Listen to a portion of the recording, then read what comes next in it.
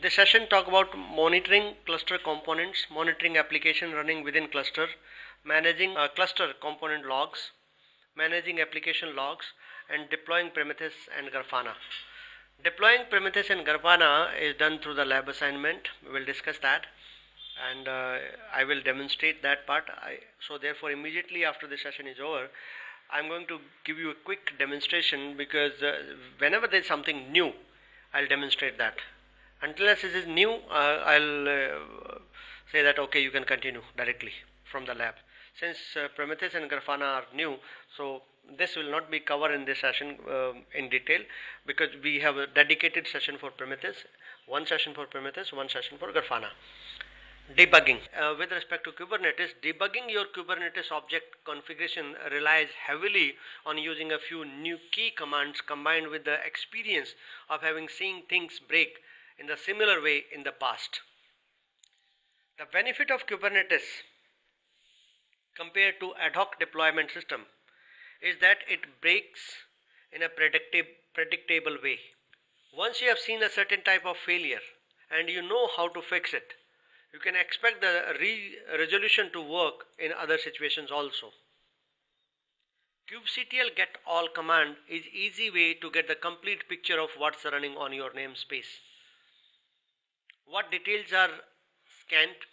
It is useful to get a quick idea of what's running and what's failed and what's about to start running. In other words, what all commands we have done so far, get all, get pod, describe pods, because even doctor says this. You visit a doctor, the first thing he'll ask you, okay, what are you feeling? What are the symptoms? And if you fail to diagnose from the symptoms, from the output, he'll simply say, go and get this test done. I would like to see the reports. Scenario is same team. It's absolutely, there's no difference. It's all about the mind. It's all about the thinking. So debugging need the thinking, logical thinking, and analyzing the logs, understand the logs, diagnose the logs, read the word by word, character by character message in detail. That will tell almost all problems which we have encountered during this training. If you go back and recheck your own logs, recheck what question you asked, what error was identified when you shared that with me, I guarantee that yes, had you read that message carefully, you would have been able to solve the problem. Debugging required that getting into the system. When you run this command get all, you will see everything. What all pods are running, what is the status, cluster IP, you'll see everything. Pod, deployment, services, replica sets, get all will give you a complete picture. What is running, what is the status, big picture. The most useful command when debugging Kubernetes is describe. And it supports everything. Describe deployment, describe pod, describe config set, describe service. You can use describe, and if you want to describe everything, describe all. It describes the entire state of an object, its desired state. Let me tell you, I don't have any magic wand, I don't have any tablet, I don't have a formula which I'll say you take this tablet and you'll be alright. I don't have any formula that you apply this formula, troubleshooting will be done. No, it require something known as investigation. If you cannot investigate, you cannot troubleshoot. So the commands for troubleshooting are the commands related to investigation. So whatever we learned in past 4 days, 5 days is about the commands which we learned to investigate. And this is restating, putting all the commands together for the debugging purpose. kubectl describe all gives you detailed description of everything on your cluster, and specific, like for example pod name helps you narrow down to a specific pod, single pod. kubectl logs, again, for any deployment or pod or any object in the cluster, if that is failing, How can we get down inside that? How can we troubleshoot that? Why the hell this pod is failing? Why the hell this deployment is failing? Why this particular thing is failing? You have to get inside that. You have to get the logs of that particular thing. Logs will tell you what are the real reasons and it is failing. So kubectl logs and kubectl logs hyphen previous get you the output of a given pod and the output of a previously run pod. Same pod. If you run the same pod previously, if it was working earlier, if it is running 2 times, you can use hyphen previous also to get the logs of a pod. Finally, given that a pod is running, you have to get inside the pod and fix it, and you can see that why it is failing by executing a command inside that pod by using exec-it and then the shell, provided that shell is installed and is available within the container. Get you the shell access inside the pod. From there you'll often find yourself curling localhost, other containers, other pods and other services to check whether they are running or not. Pods. If the pod is not running, then what you should do? You should try with kubectl describe pod name and kubectl get pods. Check the pod status. What is the status? Crash loop back off. This is a common thing. Means that pod runs a container that immediately exits. This is commonly caused by misconfiguration or invalid image, and that's what is happening in my case. I told you already, based on my scenario, when I tried yesterday implementing that, deploying that monitoring ecosystem on Kubernetes, my Prometheus Matrix scraper was not running, and possible reason, it was crashing actually, same thing. So it was 100% invalid image or misconfiguration. There was no other reason. Error image pull. If you get this message, this means that image could not be retrieved from the image repository. Check that the node has network access to the repository. Your pod can be configured with image pull secrets. That's what we discussed in the one of the lecture here, last lecture only, where I specified that yes, if you want to pull image from a private repository, you may have to have that authentication that is secret. I spent some few slides on this particular topic that provides authentication when it needs to access the registry. Use kubectl logs pod and kubectl logs hyphen previous, already done. If the pod is not running, to access the output of the pod that's failing, to start check that your pod's volume and your container's volume mounts are correct. Check that you are using secrets and config max correctly. They have been created in the cluster. Use kubectl get pods, then look at the restart count and ready count and check the liveness and readiness props of each pod. If the pod runs but does not do what you want, what you expect it to do, then you can get inside the pod. You can get inside the pod, execute the shell to get an interactive shell inside the pod as we discussed earlier. From there you can use ps command, normally your Linux ps command, which shows the process list. Px exhaustive list for all users, plus any other Unix utility you need to debug what's happening. Services. If a service does not seems to work, if you feel that your service is not working, make sure you understand that and are using the correct service type. The default is cluster IP, where the service is only exposed inside the cluster, and that's 90% of the time that's a culprit, because if you don't specify the service type and you expect that you will be able to access the pod outside from outside the cluster, you will fail. And this always happens.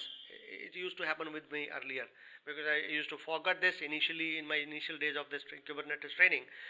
I never focused on this part, but then I get into the services and the networking part, then I realize, oh, the defaults are horrible, the defaults are not working. So better you have to specify the node port or other things. There are some production level things which are impossible to reproduce, to try in the local environment. So there are a lot of challenges when you actually practice this Kubernetes in local environment.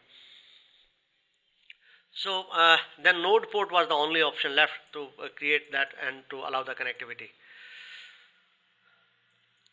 So kubectl execute -it pod sh to get the shell in pod inside the cluster and then try to curl one of the pods directly. Kubectl get pods -o wide will give you more details IP address of all the pods in the cluster. Then try curl the service. This helps you diagnose if the pod is misconfigured or if the service is misconfigured. Monitoring operations. Real world monitoring goes far beyond checking whether a system is up and running. It is much more than that. Operations team, ops team, can best serve the business when they can anticipate the issue and mitigate them before the system goes offline.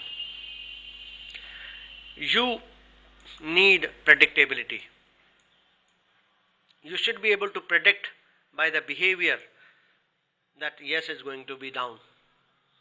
Best practices in monitoring are to measure the performance and uses of core resources and watch for trends that stray from normal baseline. Containers are not different here, and a key component to managing our Kubernetes cluster is having a clear view into performance and availability of the operating system, network system, CPU and memory, and storage resources across all the nodes. There are built-in monitoring systems, and you have to rely on some external monitoring systems as well. If our nodes are already running, a number of monitoring services, we can see this by running the getpods command with the kubesystem namespace, like getpods namespace kubesystem. Monitoring needs to be set up at the container level or pod level or the service level or the node level and the cluster level. What level of monitoring you are looking for? There are a lot of tools available. For example, Heapster is a widely used tool for monitoring performance and resource uses of the cluster. If Heapster is running the command kubectl top pod, a specific pod name, output resource uses for pods in the cluster. There is another tool called cAdvisor. I deliver it in my monitoring training. As I said, we have another program, full-time programmer for monitoring, and cAdvisor is one such topic there. It is an open source project from Google which provides various metrics on container resources uses. Metrics include CPU usage, memory usage, and network statistics of the containers. C for container, actually Container Advisor is the full name. There is no need to tell cAdvisor about the individual containers. It collects the metrics for all containers on a node and reports this back to the kubelet, which in turn reports to Heapster. So cAdvisor along with Heapster is a good tool chain ecosystem for monitoring. If you are using Heapster, then you can use kubectl top node. Will display resource uses for each node. Larger monitoring suites are also very useful in Kubernetes. You'll commonly see Prometheus, Alert Manager, and Grafana, which we are going to discuss separately. We have 2 sessions on this. I'm going to talk about it. But yes, these are important tools. cAdvisor available here, Heapster, and Contrib is catch-all for variety of components that are not part of core Kubernetes. It is found at this URL. Check this location. Then we have LevelDB. It is a key store library that was used in the creation of InfluxDB. It is a database, metric key value pair database. Sorry, not key value pair, I'll say matrix database. It is found at this URL. Heapster run in a container on one of the minion node and aggregate the data from kubelet Its simple REST interface is provided to query the data. Now the monitoring system, complete monitoring system, which is a very popular ecosystem. To visualize the data, we prefer Grafana. Grafana pull the data from Prometheus. This is Prometheus, Kubernetes deployment on Prometheus. So Prometheus can be used to pull the data and then send it to Grafana. We set connections in Grafana for Prometheus to pull the data and send it to Grafana for visualization. Kubernetes, as I said, see carefully the graph. It says it is arrow mark is indicating here, which says that it is a pull based system. Prometheus will pull the data from API endpoints made available through various exporters. These are examples here. What you see is node exporter. So these node exporters means the node specific data. Similarly, you can have app also containers deployments, app deployment. So from app deployment also you can use service monitor configuration, and Prometheus can pull the data from there also. So whether you are running nodes for node exporter for node data or apps, Prometheus can pull the data provided they are configured to scrap the data and send to Grafana for visualization. Also we have Prometheus rules alerts, which is very interesting topic. I will discuss that separately.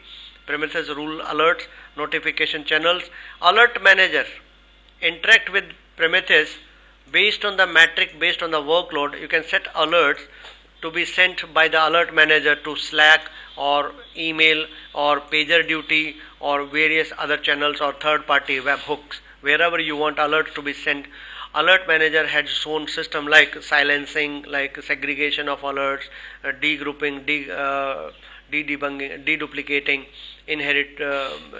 inhibition.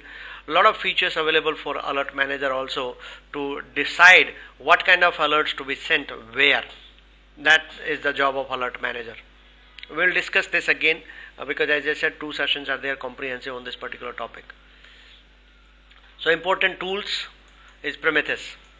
It defines the desired Prometheus deployment on Kubernetes. Alert manager. This defines a desired alert manager deployment on Kubernetes cluster. Thanos. Thanos is adapter, or you can say that it is basically, it comes between Prometheus and persistent storage long term. In between that, this Thanos can query the data, can send the logs to third party storage and can allow Prometheus to pull the data. So Thanos sits between the Prometheus and third party storage.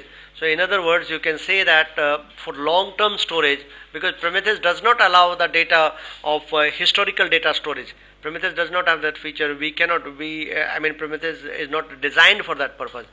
So in order to have the historical data, long-term data storage, then you have to rely on additional tools, additional adapters and the storage mechanism. Thanos gives you that. There are other options available. Again, that parts of the monitoring training separately. This defines Thanos desired ruler deployment. Then service monitor, we know what does it mean. Pod monitor, then probe and Prometheus rules. Logging. One defining property of resource in Kubernetes is what they are disposable. That they are disposable. Their storage and life cycle is transient. Your application's logging needs to be handled separately to the node, pod or container it runs on. How this is done depends on which third-party tools you use for managing your logs in Kubernetes. A common pattern is to set up Fluentd for cluster level logs collection and aggregation, plus Elasticsearch and Kibana for log querying and analytics. Hosted providers like Google Cloud Platform integrate logging directly using Stackdriver, which is a huge benefit if you don't want to have set up logging and monitoring manually. Let me open my URL, Oracle, because I need to know the IP address of my system, because I deployed, everything is working. So I'll go the URL directly. First I will demonstrate. Yeah, these are my scenarios. They are available. By the way, you can also try the same thing, because they are available with public IP address. And this is my Grafana on Kubernetes system. So this IP address is available, team, and I'm logged into Grafana, which is monitoring my Kubernetes, and I'm going to show you. And this is for Prometheus. I don't need that, so I'm going to show you, and then I'll talk about this lab also. This is for Alert Manager. Now let's get inside this, how this is monitored. Team, very interesting. Prometheus, you can go and check the targets, what all targets are configured. Prometheus target for these endpoints. Alright, what is available, what targets are available for Prometheus to scrap that matrix. I'll discuss that separately, comprehensive manner in Prometheus topic. Now, and you don't need to, you can directly check this, by the way. This is public endpoint. Take note of this IP address and directly check it on your machine, because it is deployed on my system. And there is no security implemented for this, because monitoring is you have to expose it either in a private network, or if you are going for public, you have to believe that your system, what data you are exposing is available and you don't have any problem. Like this is cAdvisor. When you click on cAdvisor, it will tell you the cAdvisor data pulled by cAdvisor. And then this is Grafana. Let me take you something to Grafana. When you go to dashboard, this is default deployment, by the way, team. When you go to manage, a lot of dashboards are available under this folder default. And you see these are the different dashboards. I'll talk about the dashboard, rows, panels, everything in Grafana topic. Right now I'm trying to demonstrate Alert Manager overview, Kubernetes compute resources, namespaces, pods. Let's try this. It will pull the data about my pods which are running in my Kubernetes, and you see these are the pods running. This is what I deployed, this is what you were working, hello pod, hello deploy, and SVC test. These are different pods running on my system, and what is the usage of them. So you see different pods, what memory uses, bandwidth uses by these different pods. Let me check, not last 1 hour, I want to see last 15 minutes. So this will change to last 15 minutes, it's up to date. Let me, in fact, last 5 minutes. Let me make it last 5. Grafana visualization dashboard consists of multiple panels organized into rows. So you see there are so many rows available here. Each row can have multiple panels. If you see here, this headlines have 4 panels. This have 1 panel. This memory users have 1 panel. This is have 1 panel. So you can talk about bandwidth, for example. Let's talk about bandwidth now. This is 1 panel. This is one panel. You can edit this panel and you will see the queries being used which are fetching this data. Now these are the queries which you can edit. This is a function. We call it as matrix query language, MQL. Sorry, PromQL, Prometheus query language.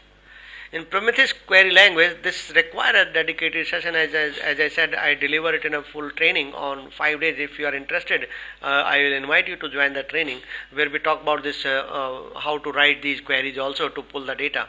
And this part is visualization. So I can change the visualization here, like you want to display them as bars, or you want to display them as lines. How you want to display, what kind of data you want to display, right? Series, axis. So if I select the lines or a line width or thickness, I can change that, staircase. So this will change dynamically. It's very interesting to work with this. And this query inspector. From where? What is the data source? Data source is coming from a variable. Variable defined. That means I can select from here. If I have multiple data sources, I can select. Right now it is only one available. So it is coming from Prometheus. Similarly, if I go back, I can check any other. So we generally prefer working like this. We open one panel at a time or one row at a time to understand CPU uses. So this is CPU uses by different pods. These are all pods. So if you click on this, directly you can click on and you can hide and unhide that directly. Drag on this area to zoom out. So this is working with the Grafana. I will talk in detail. And let's go to the dashboard once again. There are so many dashboards available which are deployed by, I'm discarding these settings. Let's go to the folder and let's see some other dashboards. Kubelet, networking cluster, namespaces, networking, workload, proxy, scheduler, node exporter. Node exporter makes sense. This will pull the data of my nodes. I have 3 node cluster, and this is the data of my nodes. And this is the memory uses. This is the disk I use. There is networking received. Again, this is last 1 hour data. I can see last 15-minute data as well. So these are different panels. So we will discuss the concept of panels in more detail and how I deployed it. That's all.